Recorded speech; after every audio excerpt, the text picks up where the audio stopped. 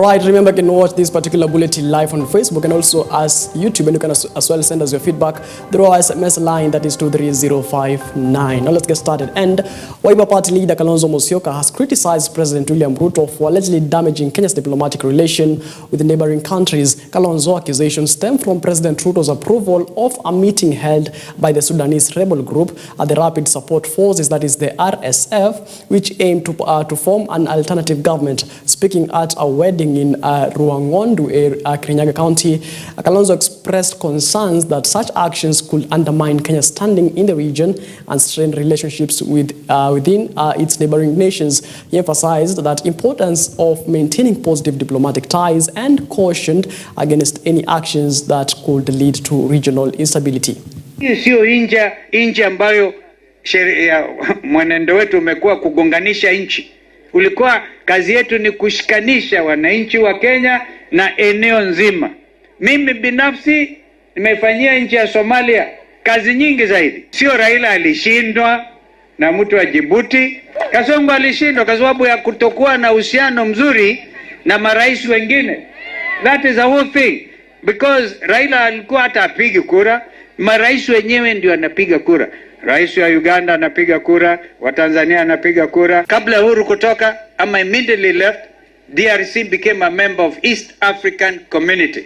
That is how tunaweza kucreate soko moja ya watoto hawa. Hiyo mchele wetu ya hapa Mwea tungeipeleka mpaka Kinshasa, mpaka Khartoum, mpaka kila mahali na kubuni basi nafasi za kazi. Lakini huyu jamaa aliyoko mamlakani anataka kuharibu uhusiano wote huo.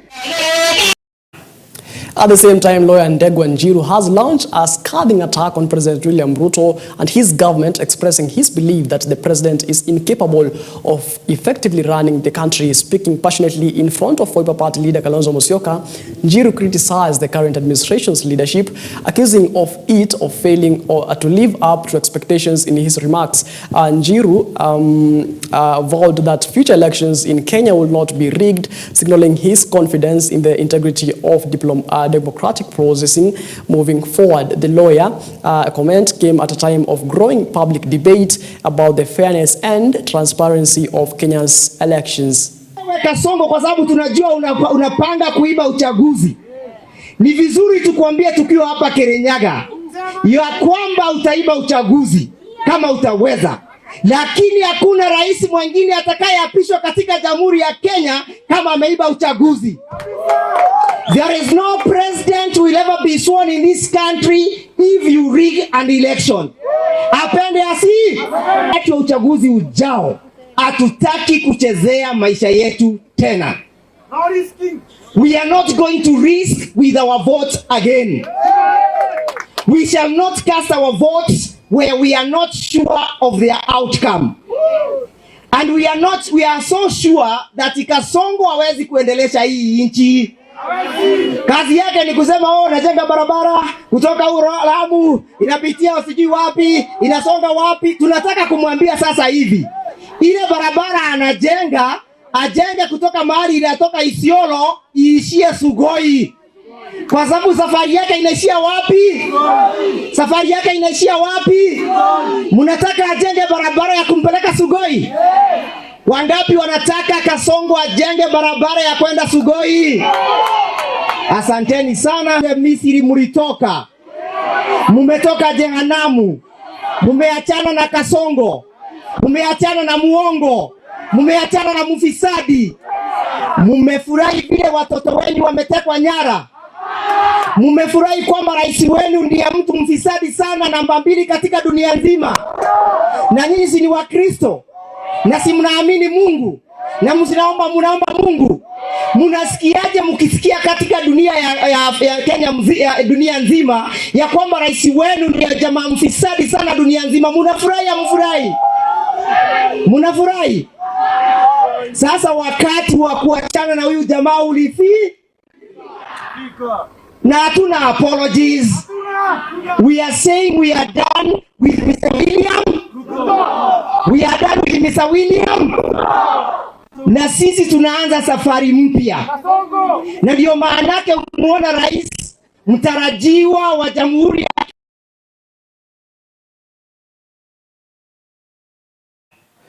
The family of Martin Musyoka is demanding justice for the brutal murder of their son, whose body was discovered in a month after he was killed. The tragedy unfolded in Kilungu, Makueni County, where the family held a funeral at Mwau, drawing attention to the need for swift action in the investigation. During the burial, mourners condemned their senseless violence and urged the police to expedite the investigation into the murder of Mwau and his companion, Justice Teumwa. The family and community members also expressed concerns over the whereabouts of two other individuals, Stephen Mbisi, Kavingu, and Kalani Mwema, who were kidnapped alongside Mwau but have yet to be found. The family, alongside, is calling on authorities to ensure that justice is served and that the responsible individuals are brought to book. Bishop Macharia amesema siku ya leo, ni ukweli ya kwamba serikali ya Bwana Ruto is very good in PR. Wamekuwa huku kwetu siku 6. Sio mbali na hapa. Ruto alikuja, nafikiri ilikuwa Lugulu hapa. Ile nimesikia mtoto wangu alipotea. Sasa mzee akaniita, akaniambia Kamano utaongea na bila kunipundesa ile lakini nikaona si niwachilie. Wacha niongee. Na ule amesikia kamanda aliongea mbaya, nimemuomba msamaha. Wakati walipelekwa hapo, polisi walijua walipeleka hawa wapi. Kwa hivyo mimi nasema na naomba Wakenya wote, naomba serikali, ule anajua wale wengine pahali wako, tafadhali, maanake mnajua mahali, kama mwafungia mnajua, kama mliwaua na mkatupa mnajua. Tafadhali tu peana ujumbe kwa simu yangu ama unipigie simu ndio niweze kueleza wazazi watoto wao wako wapi.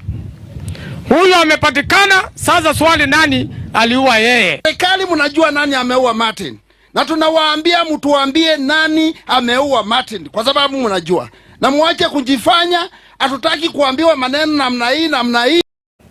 Right, the Democratic Action Party, that is the DAPK leader Eugene Wamalwa, has called on President William Ruto's administration to fulfill its unkept promises rather than forcing on turning the government into what he termed as advertising agency. Speaking at a funeral in Webuye on Tuesday, Wamalwa echoed the sentiments of Nyeri Bishop Anthony Macharia, who had also criticized the government for prioritizing publicity over actual action. Wamalwa accused the government of investing heavily in promoting its project instead of focusing on the implementation, which he said has led to unmet promises to the Kenyan people. In addition to his criticism of the government's handling of its projects, Wamalwa called on the Independent Electoral and Boundaries Commission, that is the IEBC selection panel, to expedite the formation of a new electoral body.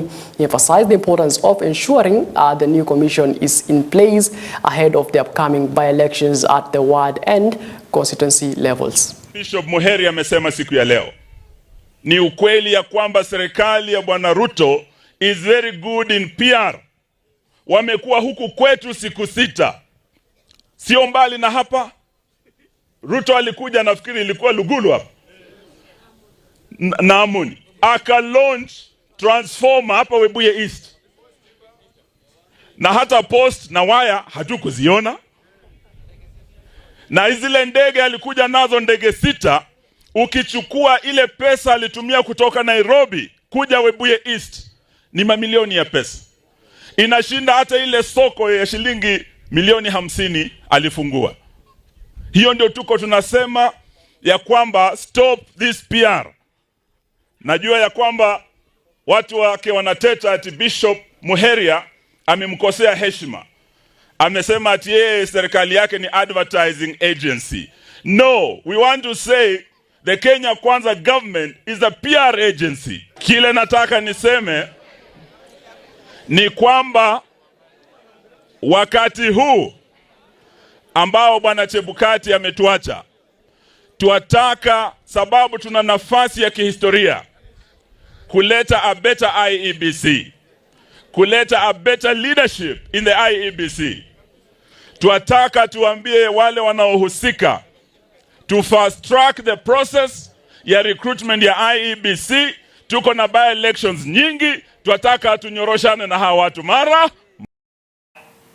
Right, still in matters politics, and Kenya Kwanza leaders have fiercely responded to Catholic Bishop Anthony Muheria's recent remarks, accusing the government of acting as what they termed as advertising agency.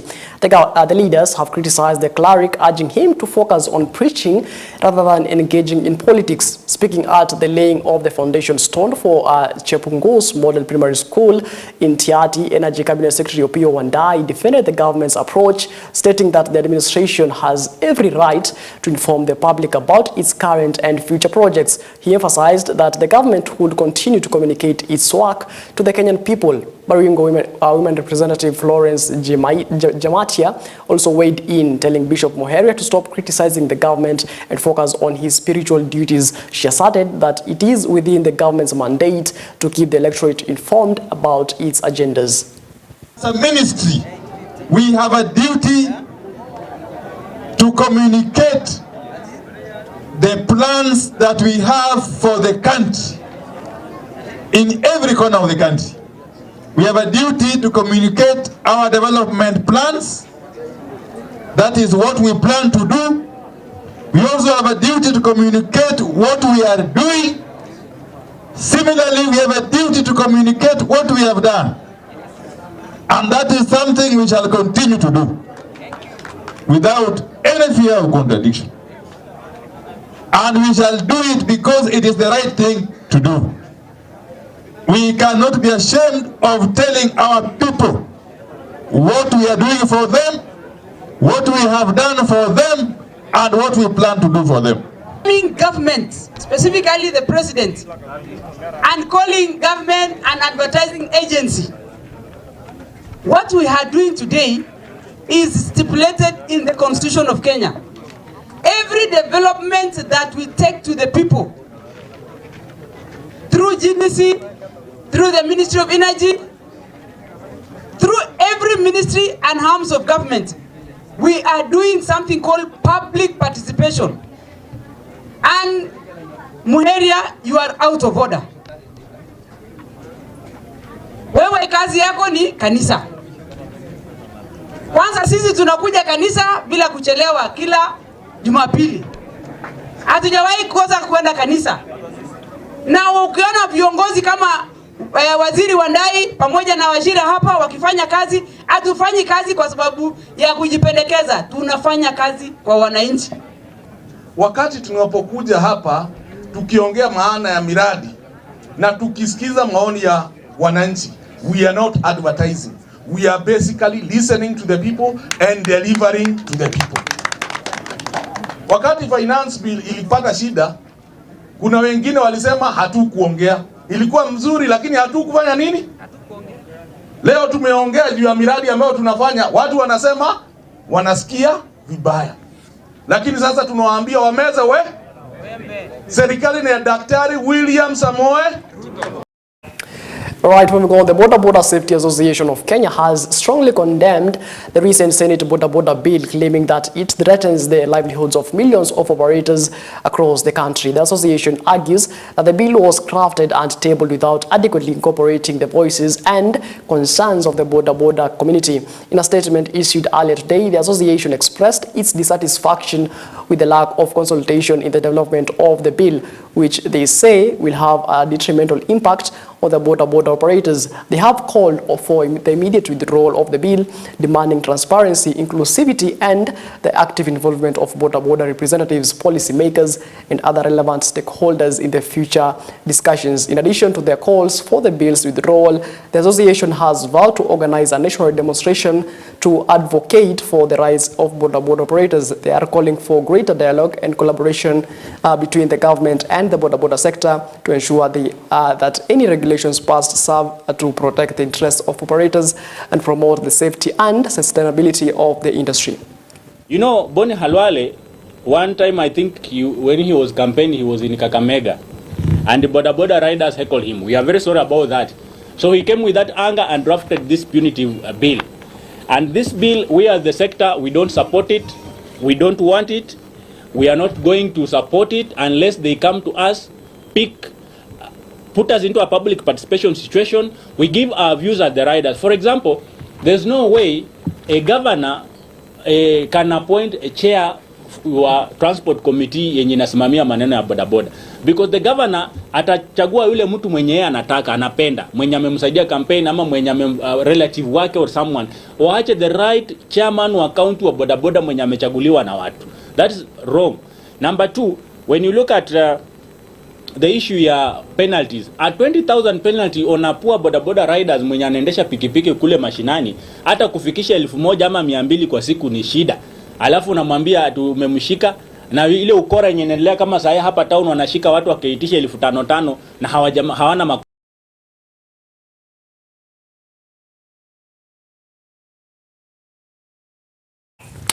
Right, moving on, Kakamega Governor Fernandez Baraza has pledged to lead the opposition against the border regulation bill tabled by Senator Boni Halwale. The Baraza condemned the bill, claiming it would oppress border operators and negatively impact their livelihoods. Speaking at an event in Kakamega, Governor Baraza expressed his strong opposition to the bill, stating that it would have harmful consequences for the border sector, which plays a crucial role in the transportation of millions of Kenyans. He emphasized that the bill was crafted without adequate consultation with the border community and would unfairly burden operators with restrictive regulations. The governor reiterated that he will be in the forefront to give a petition to oppose the bill, which he said is oppressing the border operators. Itakuwaje wewe kama senator unaleta mswada wa kugandamiza vijana wetu wa bodaboda? Anasema vijana wa bodaboda wazibebe watu wawili. Mimi naambia mabodaboda wetu wote, mimi nitakuwa mstari wa mbele kuongoza mgomo against senator, kwa sababu we must empower our youth. Jambo ambalo nitakana wakitetea ni kupata leseni kwa wanabodaboda wetu. Nitakana tuongee mambo ya safety ya bodaboda wetu, sio kuleta sheria unasema wao bodaboda akiendesha hapa pikipiki yake atalipa shilingi 1,100. Hiyo naambia Khalwale, I'm going to be on the forefront kupatiana petition kwa Senate kupinga huo mswada ambao utagandamiza wanabodaboda wetu. Right, moving on, ODM party chairperson Gladys Wanga has emphasized the party's commitment to popularizing its agenda and preparing for the 2027 elections. Speaking during a meeting with the grassroots delegates in Likoni, Wanga, accompanied by Mombasa Governor Abdulswamad Rasir, who is also the deputy party leader, reiterated the importance of solidifying the ODM's foundation across the country. Wanga disclosed that the party is focused on ensuring it is well organized, with plans to meet all delegates nationwide in an effort to strengthen its structures ahead of the upcoming nominations and elections. The chairperson also revealed that loyalty to the party will be rewarded, underscoring the significance of continued allegiance from party members. The meeting's discussions come as President William Ruto is set to embark on a one-week tour to the coastal region, signaling an intensification of political activity ahead of the 2027 general elections. ODM leaders, however, remain focused on consolidating their support base and ensuring that the party is ready to face the challenges ahead. Mimi nataka niseme kina mama ni wachache sana katika nyadhifa za uongozi, na sisi katika chama cha ODM tunataka kina mama washikilie zaidi. Hivyo ndio kwa sababu tukamshikilia mkono, tutaendelea kumshikilia huyu mama Mishi Mboko, Simba Jike, Sibuor Madako kwa sababu ya kazi yake. Tukisema ODM ndio chama kikubwa zaidi South of Sahara and North of River Limpopo, si kwa sababu yetu sisi kama viongozi, ni kwa sababu ya wale viongozi wa mashinani, wale grassroots leaders. Nyinyi ndio mnafanya chama kiwe chama kikubwa zaidi. Nyinyi ndio mnashikilia chama mashinani. Na mimi juzi nimesema, ukifika wakati wa kureward our people with nominations and other things, and I want to thank Mishi, kwa sababu wale kina mama ambao tulikuwa tunasumbuka nao hata wakati wa uchaguzi hapa, nimeona wengine sasa wako kwa assembly na mahali pengine. Ikifika wakati wa kunominate, tusianze kuleta Kiswahili, sijui wewe leta makaratasi, sijui leta degree, sijui leta hii, sijui leta ile, sijui leta hii ingine. The reason for formation of any political party ni sisi tutafute uongozi wa nchi. We must capture power. Hiyo ndio kazi yetu kuu. Wewe ukifanya kazi pale mashinani, ndio tuchukue ushukani wa uongozi wa nchi. Kwa hivyo sahihi, tunajitayarisha vilivyo. We are preparing ourselves to capture power come 2027. Na njia ya kwenda kwa power ni njia mingi. Tutafuata njia yoyote ya haki na iko katika sheria, ya kisheria, tufike katika power come 2027. Sijui kama nyinyi mko na imani. Huu mpangilio wa kuona delegates hatutokwama Likoni peke yake. Tutazunguka katika maeneo yote yale yako katika Mombasa hii kuona wale waliochaguliwa katika mashinani. So it is our business to strengthen our grassroots for ODM to be a strong party. Ndio ikifika 2027, ODM can have a presidential candidate and can win the elections in 2027. All right, moving on to some sad story now. And police in Kisumu are searching for a woman accused of fatally stabbing another woman in what is believed to be a dispute over a romantic relationship. The suspect allegedly confronted the deceased, accusing her of having an affair with her husband before stabbing her multiple times. The tragic incident occurred in a broad daylight, and witnesses say the confrontation quickly escalated into violence. The victim succumbed to her injuries at the scene. So kisha ndio tunaona huyu mfanyabiashara wa M-Pesa Brenda akipiga magoti chini, kumbe ameshadungwa visu, amezidiwa, sasa hawezi hata simama. Hakuwa anajiweza, akaanguka chini, hiyo yani ikamshinda kusimama hata kidogo. Akavuta pumzi mara 3 na hivyo ndiye alienda hivyo. Mke ameenda akaua mwanamke mwenzake. Na hii imesaa kuwa ni sida hapa Macharia. Sasa sida yenye tunapata kwa hii watoto wanakuwa mayajani. Watoto wanakuwa yatima.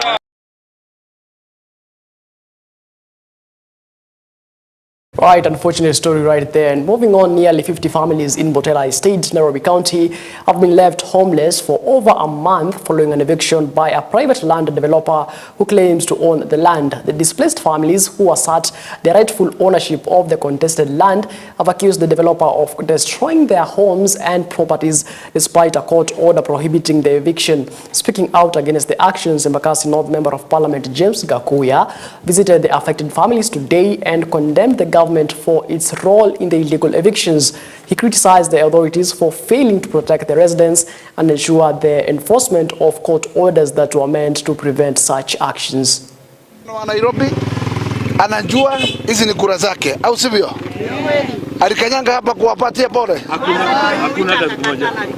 Hajawahi kanyanga hapa kwa sababu yeye amekutana na bonyenye wenye pesa, wamempanga. Hata George labda hajakanyanga hapa. George amekanyanga. Na MC hajakanyanga. Inakuambia huu bonyenye amewaona wote na wamewapanga ili wakule damu ya wananchi. Na hii ndio tunasema ni serikali mbaya. Na tunasema wote lazima Nairobi tujipange kung'oa hii serikali. Sawa? Tunang'oa. Lazima tujipange kung'oa serikali.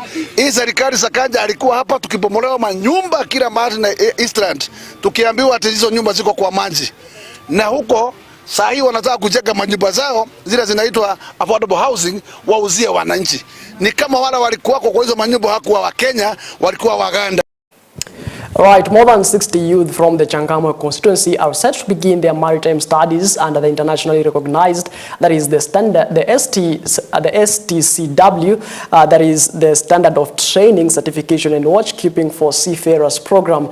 The students received their checks during a ceremony held at Ahmed Sahame College, where the local members of Parliament, Omar Mwinyi, encouraged the youth to take full advantage of the opportunity.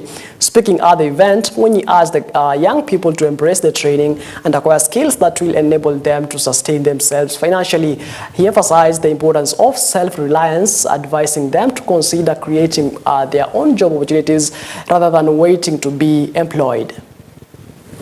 Kwa madhumuni ya kuzindua mradi wa kuwasomesha wanafunzi wetu katika ilmu ama fani ya mambo ya training ya kazi za melini. Kwa kifupi inaitwa STCW. Tuna wanafunzi 61 wakiwemo wasichana pamoja na wavulana pia vile vile. Na lengo ni kwamba wanapoingia katika training hii, wakimaliza watakuwa na nafasi ya kuweza kupata kazi katika sehemu za melini na kwengineko ili waweze kupata ajira.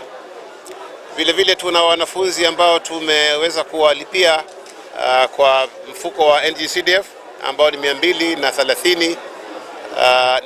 30 ambao watajiunga na hichi chuo wasomee kozi mbalimbali, na baada ya kozi hizi waweze kuingia katika hii mambo ya STCW pia vile vile na wao wajifundishe shughuli za kuweza kuwapatia kazi katika meli. Hii ni uwanja mmoja ambao tumeona ya kwamba kutakuwa na nafasi kubwa hivi sasa na siku za baadaye, na tunawahimiza wazazi pamoja na wanafunzi wale ambao wameorodhesha kuanza waweze kumaliza kozi yao na waweze kufaidika, kwa sababu ni pesa nyingi ambazo tunatumia, ni milioni 6.5 kwa mradi huno, na watakapomaliza faida itakuwa ni kwao. Tumewahimiza pia vile vile wazazi wawe na mtazamo wa watoto wao kuwa wanabuni kazi, badala ya kuwa wangoje kazi za kuajiriwa, wawe pia wanabuni kazi ili waweze kujiajiri wao na kuweza kuajiri wengine pia vile vile, kwa sababu kuna uhaba wa kazi za kuajiriwa. Na tumeona kwamba hizi kazi za kubuni zina pesa nyingi zaidi na zina nafasi kubwa zaidi katika hii nchi yetu, na tukawahimiza wachukue majukumu wazazi kwa watoto wao, wasiwawache kuwa watatangamana na watoto ambao hawana maadili na baadaye wawe watapoteza mwelekeo wao katika mambo ya masomo na waingie katika mambo ambayo itakuwa wanahitimu kama wakora kuliko kuwa watakuwa ni watu wa raia wema. So tuna imani ya kwamba mkutano wa leo utazaa matunda na tunaombea vijana wetu wawe watakuwa. Right, it is exactly that 2 minutes past the top of the hour. At that point, we wrap up our bulletin here at EBN Weekend Edition. Before we wrap up our bulletin, I just want to shout out some viewers who are saying are watching. That is Lily Karaoke, Lauren Kelly, Pendamani, Kennedy Jumba Seregwa, and Oliver Muzik. And of course, happy birthday to Maclean Wairimo. And at that note, to wrap up our bulletin, my name is Macharia. Do have yourself a blessed Sunday ahead, and let's meet again when God says we do.